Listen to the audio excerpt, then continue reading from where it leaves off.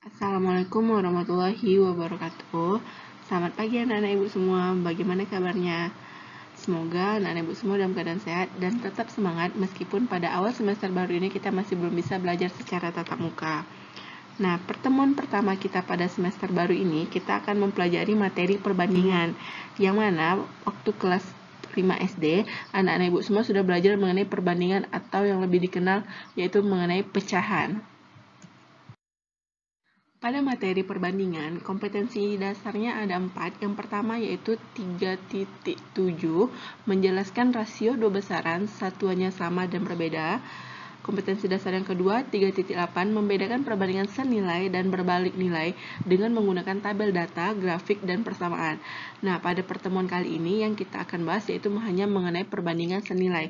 Untuk berbalik nilai akan dibahas pada pertemuan selanjutnya. KD yang ketiga yaitu 4.7, menyelesaikan masalah yang berkaitan dengan rasio dua besaran, satuannya sama dan berbeda. Dan kompetensi dasar yang terakhir yaitu menyelesaikan masalah yang berkaitan dengan perbandingan senilai dan berbalik nilai. Adapun tujuan pembelajaran kita pada hari ini adalah diharapkan setelah anak-anak ibu menonton video pembelajaran hari ini, anak-anak ibu mampu memahami dan menentukan perbandingan dua besaran dan mampu menentukan perbandingan dua besaran dengan satuan yang sama dan berbeda. Dan yang terakhir, diharapkan anak-anak ibu mampu memahami dan menyelesaikan masalah yang berkaitan dengan perbandingan senilai.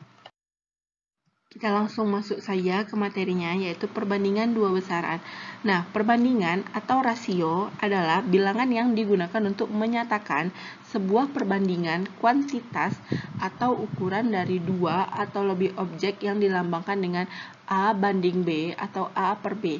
Jadi nanti untuk membandingkannya dalam soal atau jika ada soal, anak-anak ibu bisa membuatnya dalam misalnya 3 banding 4, lambangnya titik 2, atau 3 per 4.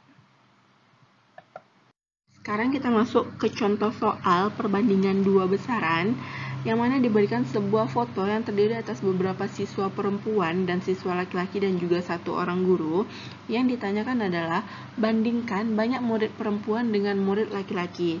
Karena pada soal ditanyakan banyak murid perempuan dan murid laki-laki, maka kita harus menghitung terlebih dahulu jumlah dari masing-masing murid perempuan dan murid laki-laki. Banyak murid perempuan ada 10 dan banyak murid laki-laki ada 4. Maka perbandingan banyak murid perempuan dengan murid laki-laki adalah 10 banding 4 atau 10 per 4. Bilangan yang menyatakan perbandingan banyak murid perempuan dengan murid laki-laki disebut rasio. Sekarang kita masuk ke materi perbandingan dua besaran dengan satuan yang sama. Maksud dari satuan yang sama di sini adalah kita itu membandingkan misalnya jarak dengan jarak. Walaupun yang kita bandingkan misalnya kilometer dengan meter, tapi itu masih dalam konteks yang sama yaitu konteks jarak. Dan misalnya kita membandingkan kecepatan dengan kecepatan, waktu dengan waktu. Pokoknya maksud dari satuan yang sama ini adalah masih dalam konteks yang sama. Nah, untuk contoh soalnya masih menggunakan foto yang tadi, kita bisa membandingkan misalnya seperti contoh yang tadi yaitu membandingkan siswa perempuan dengan siswa laki-laki, atau kita bisa membandingkan jumlah siswa perempuan dengan jumlah siswa keseluruhan, atau kita membandingkan jumlah siswa laki-laki dengan jumlah siswa keseluruhan. Nah, pada soal ditanyakan berapakah rasio banyak murid perempuan dengan jumlah seluruh murid. Nah, tadi jumlah murid perempuannya kita sudah tahu yaitu ada 10 dan jumlah murid semuanya atau seluruhnya yaitu ada 14. Maka perbandingan banyak murid perempuan dengan jumlah seluruh murid adalah 10 banding 14 atau 10 per 14. Sekarang kita masuk ke contoh soal perbandingan dua besaran dengan satuan yang sama. Uang adik berbanding uang kakak adalah 3 banding 5. Jika selisih uang keduanya adalah 180.000, maka jumlah uang kakak dan adik adalah, pertama kita buat dulu diketahuinya, yaitu rasio uang adik dan kakak adalah 3 banding 5. Dan selisih uang keduanya adalah 180.000. Karena diketahui selisih uang keduanya, maka kita juga harus mencari selisih rasio antara uang kakak dan uang adik, yaitu adalah 5 kurang 3 sama dengan 2. Karena yang ditanya pada soal adalah jumlah uang kakak dan adik, berarti kita juga harus mencari rasio jumlah uang kakak dan adik, yaitu tinggal menjumlahkan antara 5 tambah 3 sama dengan 8. Nah, yang ditanya adalah jumlah uang kakak dan adik. Untuk menjawab soal yang seperti ini, yang pertama kita harus membuat pembilangnya, yaitu adalah apa yang ditanya pada soal. Yang ditanya pada soal adalah jumlah uang kakak dan adik, berarti yang menjadi pembilangnya adalah rasio jumlah uang kakak dan adik. Nah, untuk yang penyebutnya adalah yang diketahui di soal. Karena diketahui di soal adalah selisih uang keduanya, berarti yang menjadi penyebutnya adalah rasio selisih uang keduanya. Nah, baru dikali dengan yang diketahui di soal, yaitu selisih uang keduanya. Berarti kita tinggal masukkan angkanya. Untuk jumlah rasio, berarti tadi 8, dan selisih rasionya adalah 2. Dikali dengan 180.000, hasilnya adalah 720.000. Jadi, jumlah uang kakak dan uang adik adalah 720.000.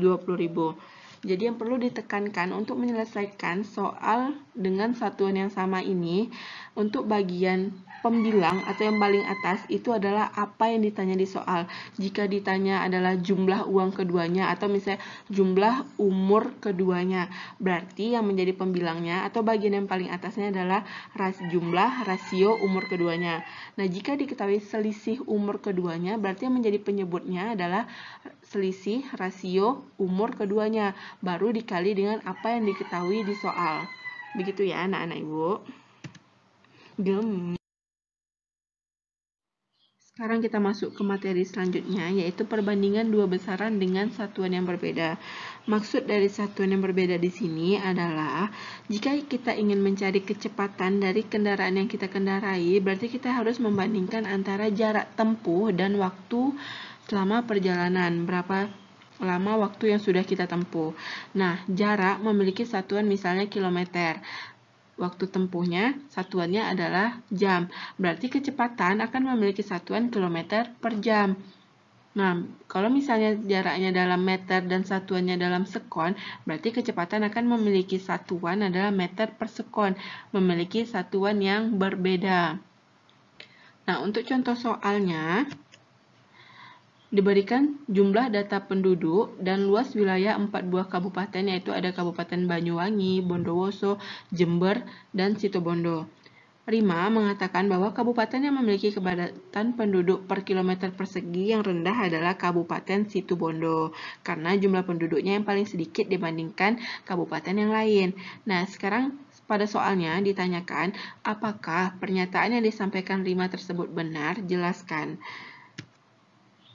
Ternyata pernyataan Rima tersebut kurang tepat, karena jumlah atau rumus kepadatan penduduk adalah rasio jumlah penduduk terhadap luas wilayah. Nah, berarti kalau kita ingin mencari kepadatan penduduk Kabupaten Banyuwangi, berarti kita harus membandingkan antara jumlah penduduknya dan luas wilayah. Berarti Kabupaten Banyuwangi memiliki jumlah penduduk 1.575.086 jiwa. Jadi kita bandingkan dengan luas wilayahnya yaitu 5.783, sehingga kira-kira luas wilayahnya adalah 272 per kilometer persegi. Nah, kita cari selanjutnya Kabupaten Bondowoso berapa, Jember berapa, dan begitu juga Kabupaten Situbondo. Nah, ternyata Kabupaten Situbondo luas wilayahnya adalah 391 per kilometer persegi, sehingga kabupaten dengan kepadatan penduduk terendah pada tahun 2006 adalah Kabupaten Banyuwangi. Berarti pernyataan Rima tadi adalah kurang tepat. Materi terakhir yaitu perbandingan senilai. Pada perbandingan senilai kita akan bahas mengenai 3 poin. Yang pertama yaitu definisi atau pengertian. Yang kedua, contoh perbandingan senilai dalam kehidupan sehari-hari, dan yang terakhir yaitu contoh soal perbandingan senilai dan penyelesaiannya. Definisi atau pengertian dari perbandingan senilai adalah perbandingan dua besaran bila salah satu besaran nilainya semakin besar, maka nilai besaran yang lain akan semakin besar, dan sebaliknya. Jika nilainya semakin kecil, maka nilai besaran yang lain juga akan semakin kecil. Nah, kita sekarang masuk ke contoh perbandingan senilai dalam kehidupan sehari-hari. Contoh perbandingan senilai dalam kehidupan sehari-hari yang pertama adalah perbandingan antara waktu penyimpanan dan jumlah tabungan. Nah, tadi pada pengertian perbandingan senilai dikatakan suatu perbandingan dikatakan perbandingan senilai apabila jika nilai suatu variabel bertambah, maka nilai variabel yang lainnya juga akan ikut bertambah. Jadi maksudnya, apabila kita semakin lama menabung atau waktu penyimpanannya semakin lama, maka jumlah tabungannya juga akan semakin meningkat. Contoh yang kedua, perbandingan antara jumlah barang dan harga barang.